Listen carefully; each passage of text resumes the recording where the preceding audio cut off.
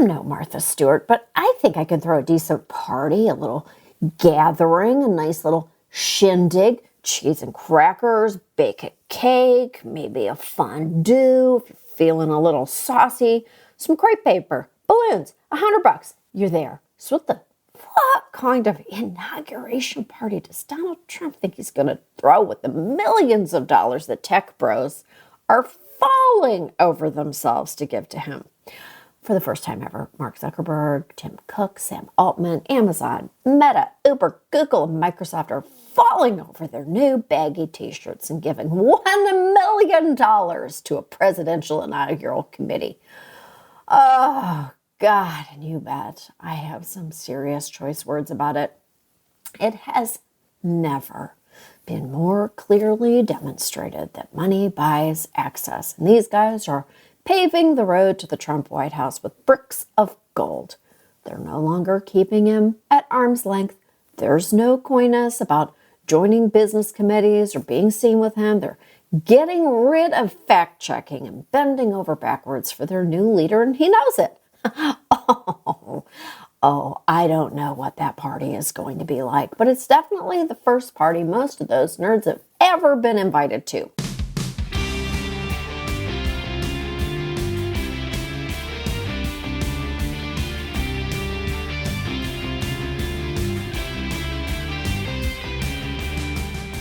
This is Choice Words. I'm Samantha Bee. My guest today is Brooke Shields. I don't even think that Brooke needs an introduction, so I'm just going to say her new book is called Brooke Shields is Not Allowed to Get Old, and I felt her truths down to my core. You're going to want to read the book after hearing this interview, so take a listen and make good choices. She's here. You're here. She has arrived. She has arrived. She has arrived. Roll out the red carpet. Yes. She is present. You know, I quote you all the time. I say good morning to my girls. I go, hey, dum-dums.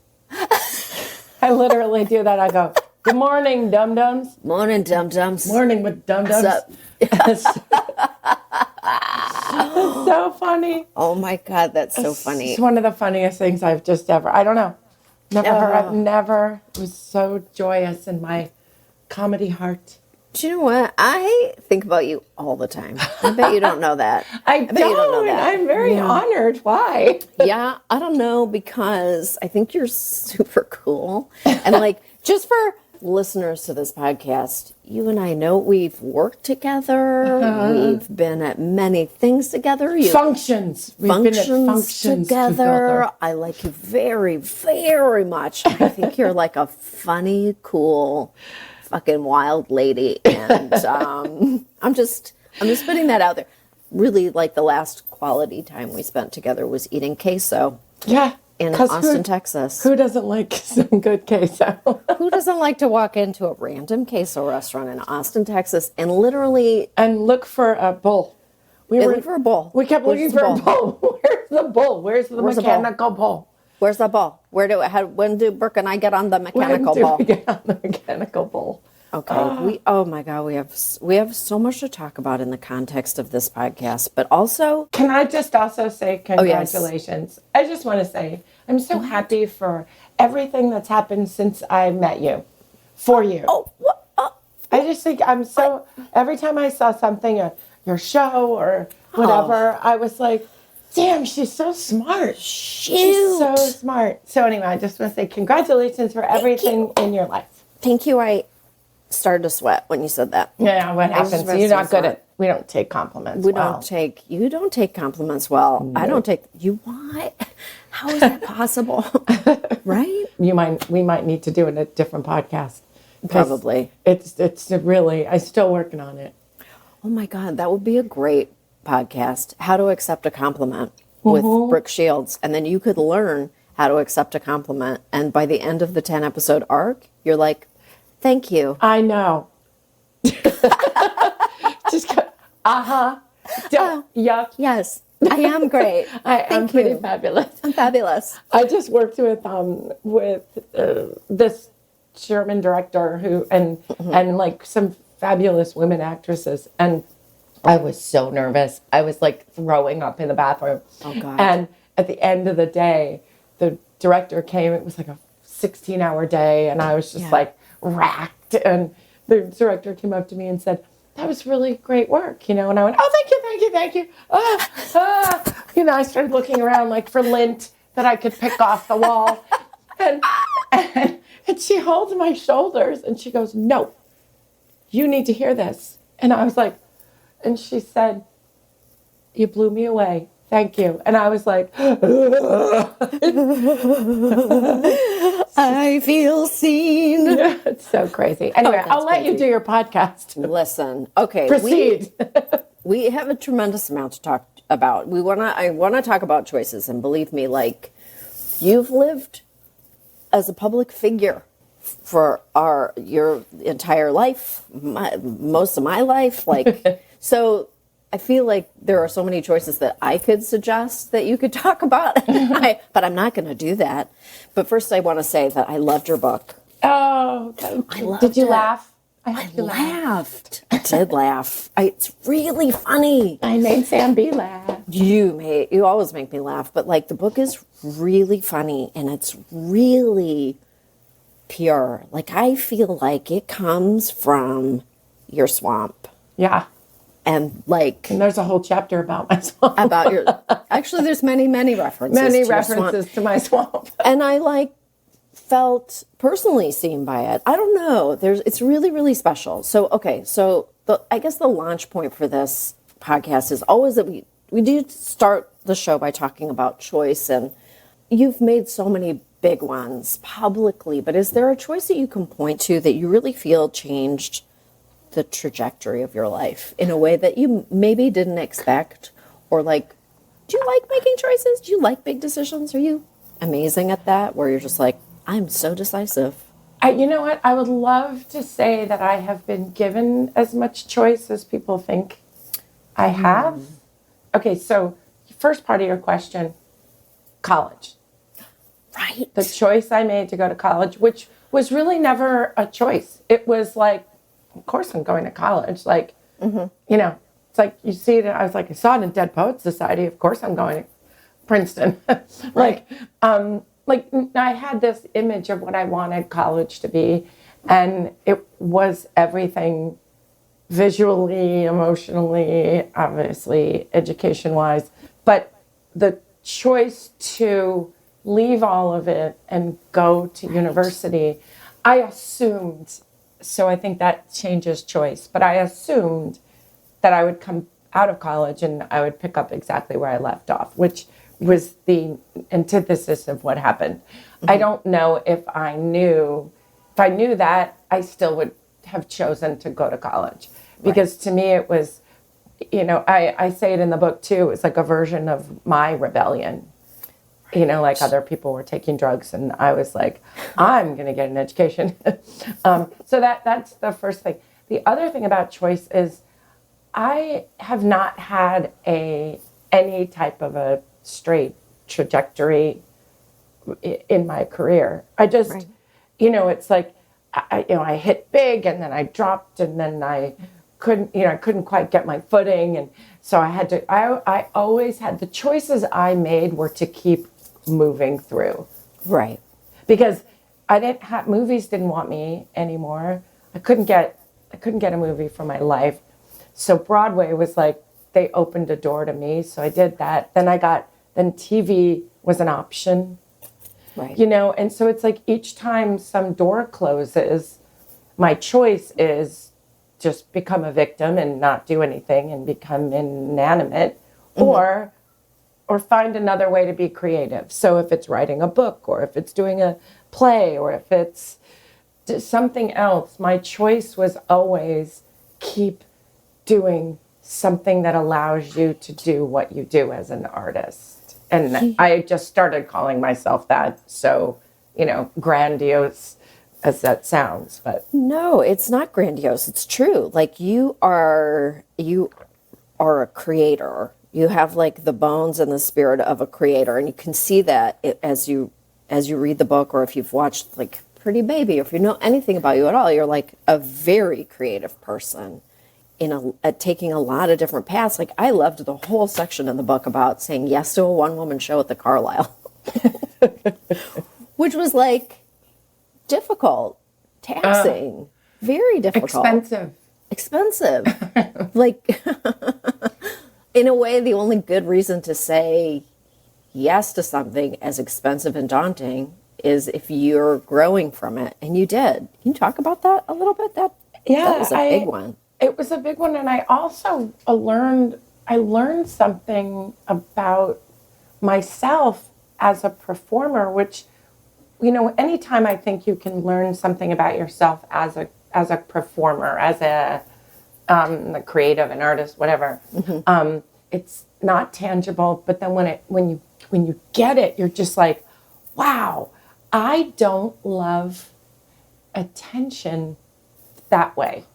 I don't love being front center as me getting attention. Like I have learned to talk about personal things, and it's been lucrative, it's been important, it's been whatever. Like I talk about depression and I talk about all these kinds of things because I'm like a conduit to a conversation that I think needs to happen. But with regards to being a performer, I've seen, you look at Rita Wilson is a friend, right? She does the Carlisle. Isaac Mizrahi does the Carlisle. They love it. Right. They blossom. Right. I want to crawl into a hole.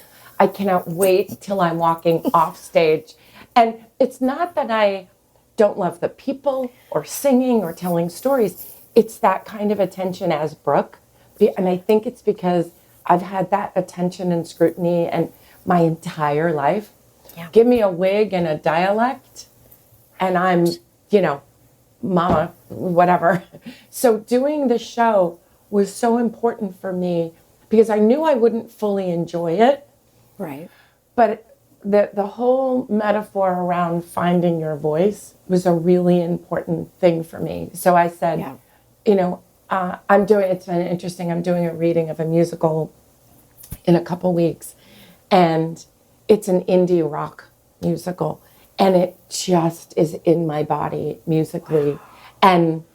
And it, I'm not my vocal prowess is nothing to be compared to anybody. Like I'm fine. I can do it all well enough. But to find your actual voice, and this teacher of mine that I just started working with, she talks about everything coming from the heart. Mm-hmm. And it's like, it's such like a magnet on a refrigerator, but it's so true to be able to, like, I wanted to find music that I could sing and not compare myself to other people. So to say yes to something like that was just very vulnerable. Right. And it was interesting. The first night, my opening night, the person who books the Carlisle already asked me to do 2 more weeks. Right. And in that moment, I realized I wasn't going to ever do it again. Right. Because I was like, you haven't even seen the show. I put asses in the seats, and that's the validity of the show. Right. I was like, you don't even know if the show could suck. Right. And I thought, okay, this was such a learning experience for me about Brooke Shields. Like, Brooke Shields is like a thing. That's why I put it in the title. That's why I because it's a thing. I have to analyze that from a psychology standpoint or I'd go nuts, That's so wise to be like, I know you just want to sell chicken tenders. Right. Like, you don't really care. Right. You're just like, how much alcohol can we sell if we sell out 2 more full weeks of this show? Yeah. But it's also business. Like, you learn, it's not personal. Like, I think the stuff I used to take personally as a kid or younger yesterday, I don't take in the same way now. Right. It's a business. It is a business, and it's a hard business, and a fun business, and like all the things. But we think people are going to care, which is, it's so naive of me. I mean, and I still think it. Like, it's so, I tell my daughters that. I'm like, oh, honey, I was like, I'm sorry, but they're not going to care. You have to care. Like, I'm sorry. Yeah. You have to care about the thing that you're doing, and that's it. And that's if it. you don't care about it, it's not going to work. No, so the choice to do a show like that was really a choice in fully like understanding who I am, what I like, what I don't like. Vocally, I'm so insecure because I did a Feinstein show like in 2009 or something. And the only review I remember, and by the way, I don't read reviews, but of course this one was on my desk or whatever. She's no vocal powerhouse, but she can weave a good tale, something like that. Right. And of course, I took that with me. And I was like, I'm supposed to be pretty. I'm supposed to be smart. I'm supposed to be talented. And I'm supposed to fucking sound like Barbara Streisand. Right. Really?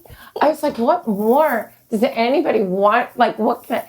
And I took it with me. And when it came to this show, I thought, no, I'm not Kristen Chenoweth. Right. And I love her. Like, love that little Polly Pocket of a person. Yeah. Oh, God, so tiny. She's so tiny baby bones and just big vocal cords. Yeah. But I needed to find my own voice, so that became sort of a metaphor. Right. So it is like, you talk about it a lot in the book about how you like to play characters. You look at like a little distance, and then you want to play. Like, you want to play in someone else's name and skin and life. And like, I think that's super cool. Is it very hard to talk about the book then? Like, is it? No. Okay. No, because another thing too that I've learned the value of. So it's hard when you're somebody like as famous as I am. Like it's weird, but like it's a weird thing, right? Mm-hmm. So you have to kind of like, you guard your life, your personal life, you guard your children, you guard your privacy to the extent that you can, and you kind of learn to define your space, right? Right. But then there's some very powerful that happens when your truth can't be disputed.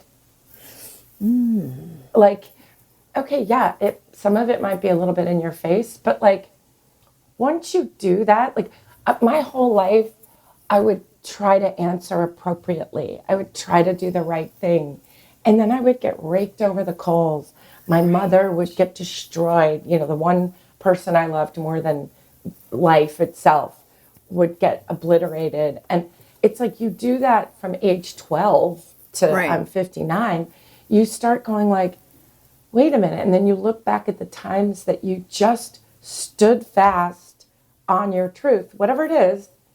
And it's interesting, there's an interview, it didn't make it to the documentary for some reason. It was in one iteration of it. But, and I keep answering this question. I think I talk about it in the book, but I keep answering the same question. And the woman keeps rephrasing it. Right. I'm 12.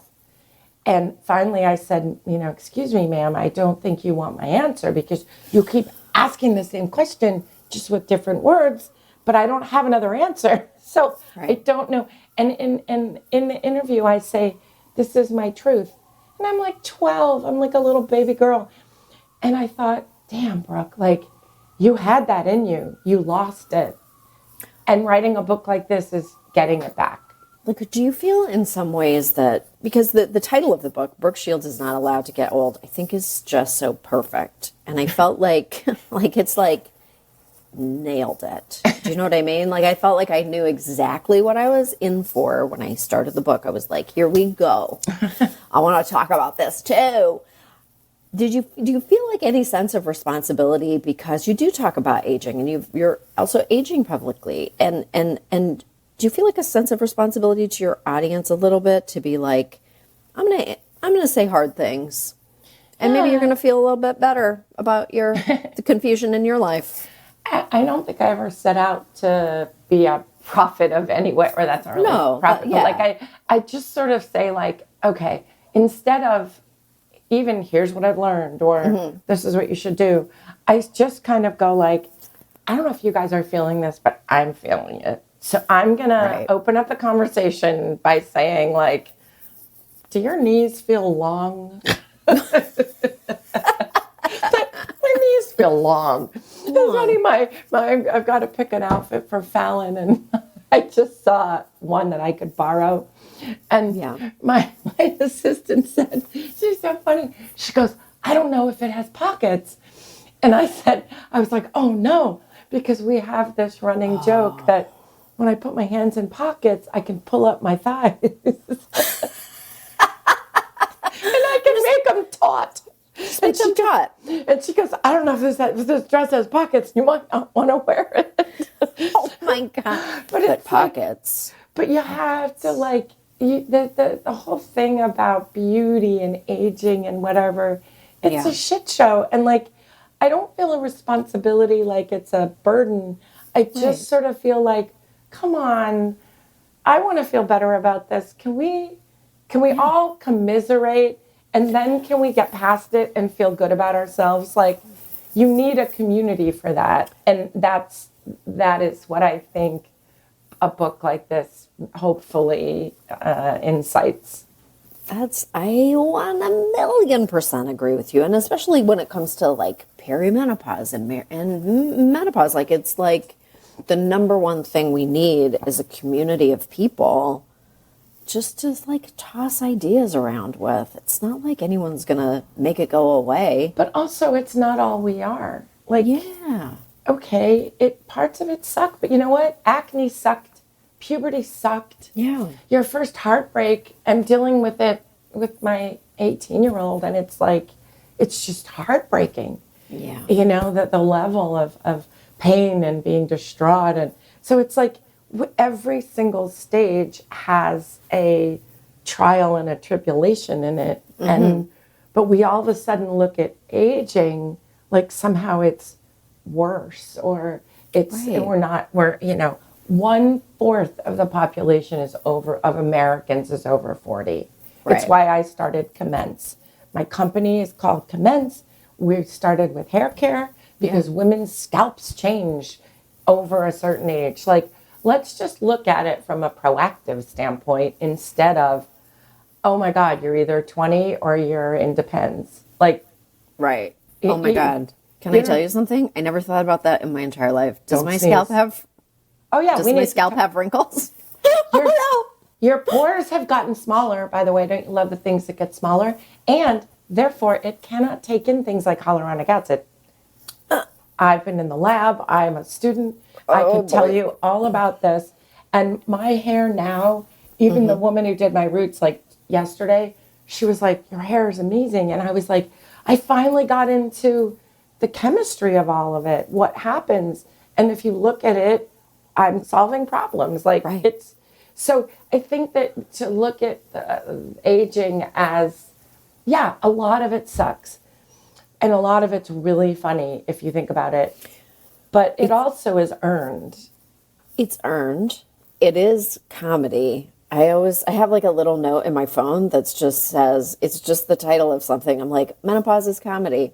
Yeah. It is. It just is. It's so stupid. It's so stupid. Hey, but man. It is. What are you going to do? But it's important to realize it's no worse than a lot of the things that we've been through as women to date, It's just that the stakes are higher. The stakes are different. No, the judgment is different. The judgment is different. Yeah, the judgment is different. And the invisibility is different, too. And that's actually difficult to contend with.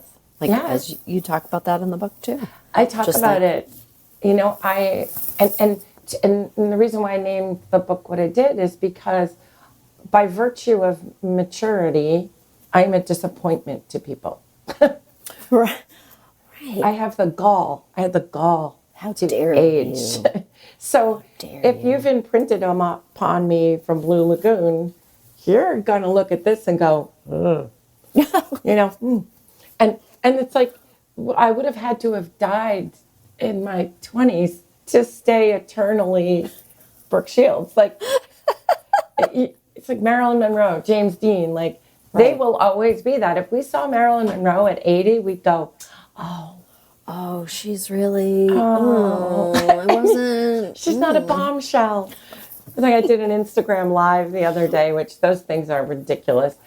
and all the comments are going up and I'm trying to respond. And one person said, "Oh, I really wish you looked like you used to." Oh my God. I laughed so hard I had to tell the whole audience or whatever, whole audience, however many there were. But, and then there was another person that said, "Well, where's your mom?" I was like, dead. Dead. Where can I live? Brooke Shields, can I live? Am I allowed? Okay. In the last few years, people have started talking about their bodies, talking about the process of their bodies, talking about what actually happens biologically to our bodies. And we know that the medical community has largely not taken women's health seriously at all. They haven't really studied us, women's pain, talk a lot about it in the book, lots of really interesting research and studies and facts about how few gynecologists know anything about menopause, that type of thing. You had a pretty routine biopsy to get rid of cancerous cells in your cervix, and no one talked to you about the possible aftermath of that. No, I was a young woman, and that's not a valid. The whole thing was, well, I was very aggressive, and therefore you don't have cancer. Okay, you take that. Oh. But I was not educated on the fact that a routine biopsy, while it may save your life, would have made it virtually impossible for me to get pregnant. And then, cut to I'm in my late 30s, and I'm convinced I'm just broken. Nothing we do. I'm 7 IVF. I'm not getting pregnant. Right. Why? What? And, that type of information would have been really helpful. I would have been able to be proactive. I might have been able to, with all the scar tissue, basically was my issue, stretch the scar tissue. There are techniques. There are, I don't know, stretching things or whatever. I don't know. But in order to get pregnant with Rowan, I had to go through my belly button. Really? Okay. Yeah. Thank God for technology. Thank God I could afford it. That's not lost on me. Right. But damn, why would one sentence, you might know that there will be a lot of scar tissue. You are cancer free, but when it comes time to have children, if you so want them, this may be a roadblock. And there are things to do that can help you be proactive in that. Right. That would have been enough. I could have done it in the office. He could have said that to me. And my whole future would have been different. You seem to have faced a lot of medical care with some very arrogant doctors. And all about my vagina for some reason. Still, it's a topic of conversation. Very connected. You do talk about a male doctor who gave you a vaginal rejuvenation. While I was under. While you were under. Without your consent. That's wild. Thought he was doing me a little lady. Yeah. Your husband's going to be pretty happy that I intervened. I said to my daughter, I said, Rowan, I was talking to her and I was like, I just want you to know, because kids talk about everything and the book's coming out. And, I was like, I talk about the surgery and she goes, "Oh, you mean the surgery where a couple of stitches were put in for Dad?" And I was like, "Oh my God. Oh my God. Oh God." I was like, "Get over here." I was like, and I said, "Seriously? What did you just say to me?" And she's like, "Yeah, the rejuvenation thing, a little for Dad." And I was like, holy hell. But the fact that the younger generation even takes that information like that, and they're not incensed by it, throw in a few extra, the baker's dozen for the man. Right. A husband stitch. Yeah, a husband stitch. I was like, oh my God, we need to talk about this. And on the one hand, they're righteous and feminist. Yeah. And they will talk about, they get on their little platform and then they're so comfortable with saying something like that. I was like, you guys we need to talk about this. Yeah, let me explain to you why this is an invasion of my body. why this is unacceptable for me and you and all of us. And they're very quick to say, you know, my body, my choice, but then have a statement like that. I was like, you are off the mark. We need to understand this better, you know. Do you feel like you do? I do feel like as a parent, I'm unwinding things that my kids see on TikTok too, like that I'm having to go, okay, no. This is why we do this work. Everybody sit down. I'm going to talk to you about Amber Heard. Yeah. You know, like there's just a lot of that. And I'm not sure that I could have navigated adolescence with like the existence of Instagram and TikTok. I'm sure. I don't know if I don't. Yeah. And what's so interesting about like that is that it so quickly becomes a meme, right? And we've lost and it, you know, whatever anybody thinks about it or whatever, and you know, it's like all of those conversations are important to have. Like I said to my one daughter, I said, well, like in the summer, I was like, if you don't want to go out, why don't you guys just go back? We have a little like pool house that has like a TV and like a ping pong table or whatever. And I said, why don't you guys just go back there and hang out and, you know, you get your solo cups and do whatever. And and she was like, oh no, Mom, I don't want to do that because then, you know, he'll think this or he'll expect this. And I was like, what? And he goes, and in a way, she was right. Like, I don't want to put myself in a position to be in a little house alone and not feel like they're going to want to fool around, because that's all boys want to do is fool around, right? And I was like, at first, I was like, they don't expect anything and you shouldn't feel that. And, you know, I was like, oh, you get to say no and no means no and blah, blah, blah. And she was like, I get it, Mom. It's just easier. And I was like, wow, there is a part of this generation that goes like, okay, you know, you get in trouble if you say like, oh, the girl was taken advantage of, and you go, well, what was she wearing? Right? And you go like, she should be able to wear anything she wants. And I'm like, yeah, but I wouldn't wear a meat suit into a lion den. Right. Do you know what I mean? So you kind of go like, okay. And I think they're starting this generation. I mean, my daughter's generation, I think they're starting to understand the nuances of it a little bit. Right. Which I think is I'm relieved about that. They have a different intelligence about it that is kind of hard for us to penetrate. They don't talk about it the same way. No. But they're also like,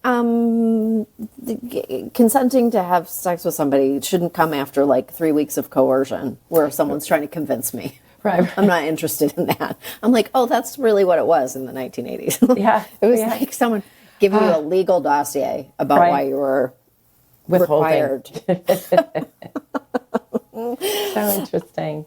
I love that you pay so much attention to sex at this age. I think people have a really hard time talking about it. It's really difficult because it does change. It really does change. It's different. It was like, my husband was like, what do you mean you pretend you're asleep? I'm like, oh, come on. Don't you know what sometimes? I breathe heavier. I just don't want to be fussed with.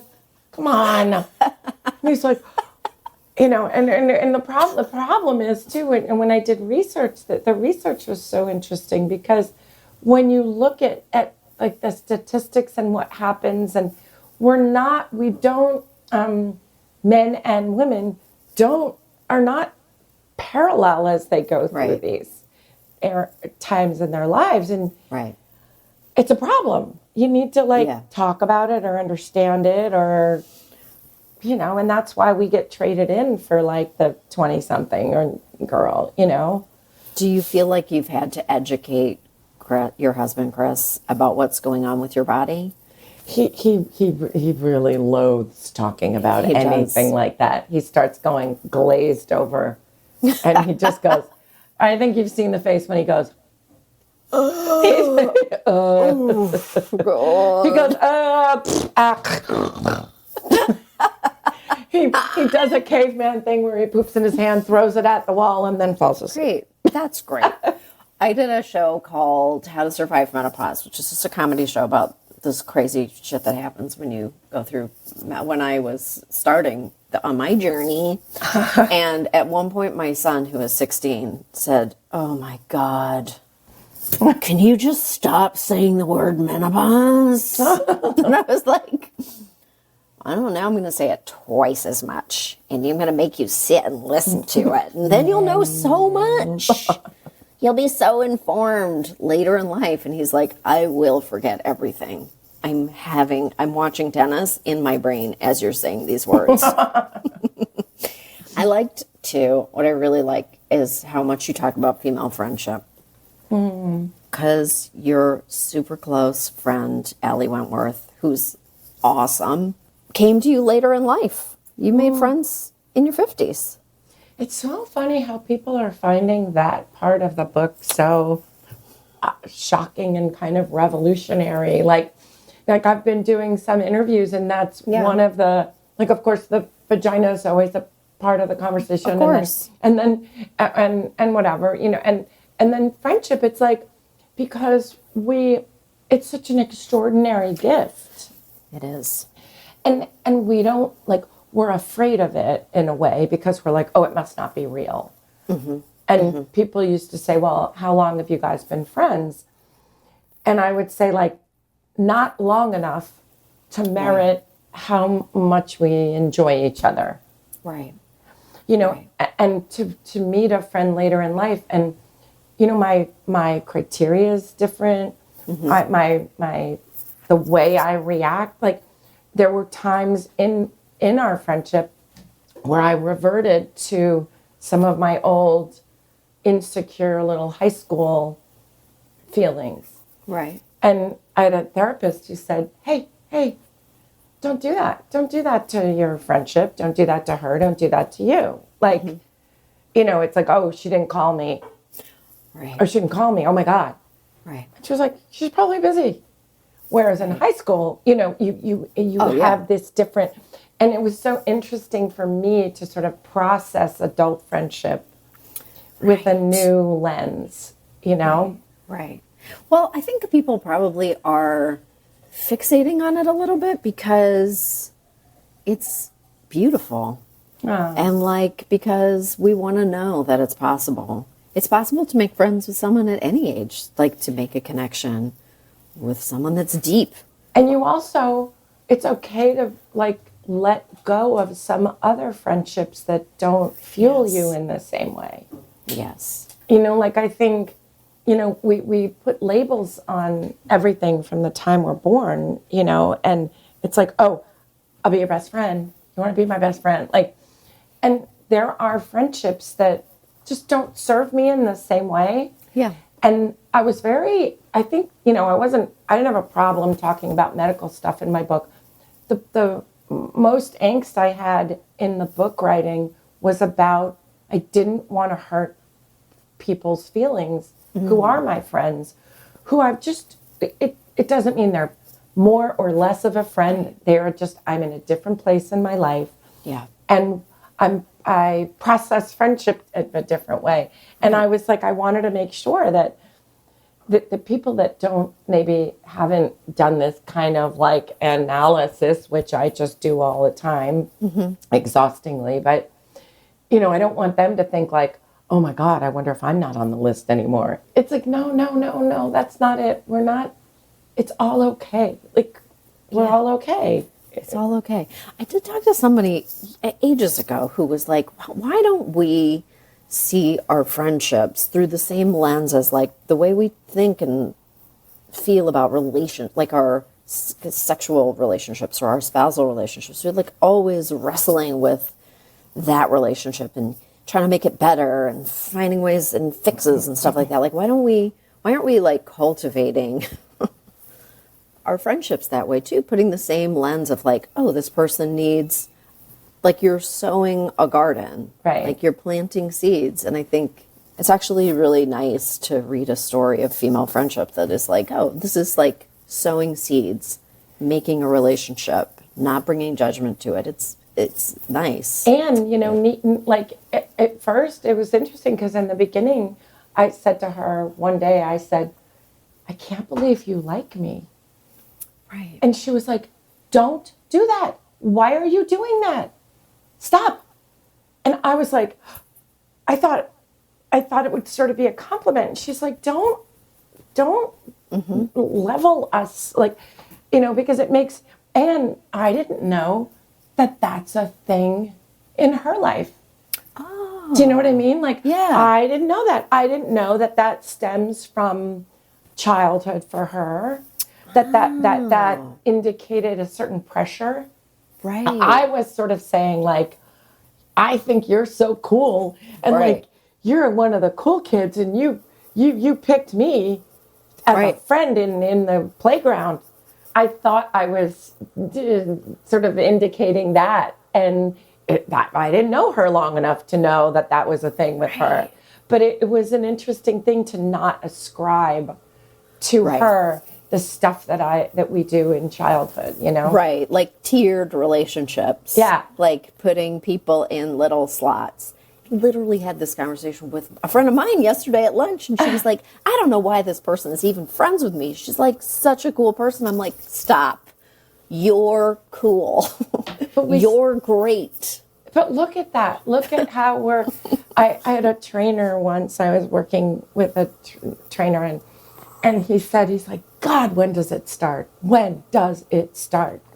And he's this beautiful man from Nigeria, and he's got an amazing wife and kids, and like he started a business, and I said, what? And he said, when does it start with women where they just chip away at their own selves all the time? And I said, you know, I think it starts in childhood. Yeah. And I think we as parents have to be very conscious of not like, oh, she's my athletic one. Oh, he's my brainiac. Right. You know, and you're just like, oh God, you're doing it. And you got to stop it. And I think we do that as women. I think, you know, society does that as women, you know. Does it feel good to break those cycles in your own life and with it's like, you really are, everybody's going to be better than have better lives. Yeah, and you hope they can take it in. I mean, you know, you also think like, oh, I'm making this great statement, and they're playing tennis in their brain. You know what I mean? Like, but like if I go living room or porch, and they go, oh God, Mom wants to talk. Mom wants to talk about feelings. I go, yeah, I do want to talk about feelings. Sit your ass down. We're talking about this. Talking about feelings. We are talking about feelings, and guess what? In 20 years, you're going to do the same thing. You're going to be like, porch. Yeah. We're talking it out. And you'll think back. And they all my husband, and they all roll their eyes, and then they all plunk down in the living room. Yes, yes. I sense that, like, in your family, people make fun. Your family makes fun of you. And I feel the same. All the time. Can you make them stop? So I've recently had to do a porch moment and say, like, I know it's funny, and I'm usually the first one to laugh at me and my dorkiness or whatever. But you guys, like, when it's all the time, it hurts my feelings. I want to be the source of laughter, and I'm fine, and I'm not so precious, but like, you know, I'm a little vulnerable right now in this era of my life, and I need I need love, and I just do. I just go, can you just lay off me for just a little bit? You know, and it's sweet because then they go like, oh no, Mom, we think you're amazing. And I go, no, you don't have to do that. Just be a little kinder to me, please. Because I'm tired. Like, I'm really tired. Yes. And like, it's enough already that I have 6 jobs, and I'm looking for one that actually pays me. And I'm trying to do this, and I'm doing I'm wearing all these different hats. Yes. And I just need a little kind of love and support. Can you just give me like a break? It's a little break. That's good. And they'll be like, well, one of mine said, yeah, but Mom, you're so easy to make fun of. And I was like, so delicious. oh, I know. Oh. It's true, but it's good. It's like good. It's good for them to go because, like, you're funny, your family's funny, your husband is hilarious. Like, you know, and that's similar in my life. My husband's funny. Everybody's funny. I'm like, and sometimes I just have to go, today is a boundary day. I'm going to teach you that you can have boundaries around when people can and cannot make fun of you. And it's you can't make fun of me today. Yeah. Not Can't today. do it. Not today. Tomorrow. We'll Maybe see. tomorrow. I'll give you a lot of good material tomorrow. We'll be a massive dork tomorrow. I can take it. Oh my God, this was a goddamn delight. Stay strong. Get out there. Okay. Thanks. All right. That was Brooke Shields, and I had no choice but to look up one thing. We were talking about how our scalps change as we age, and I needed to know if my scalp has wrinkles. Well, generally, scalps don't wrinkle, but occasionally they can, if due to a rare condition called CVG. So I'm not going to worry about that yet, but you still have to check any of the moles you might have on your scalp. Don't forget to do that. Thanks for joining us. I'm Samantha Bee, and see you next week for some more choice words.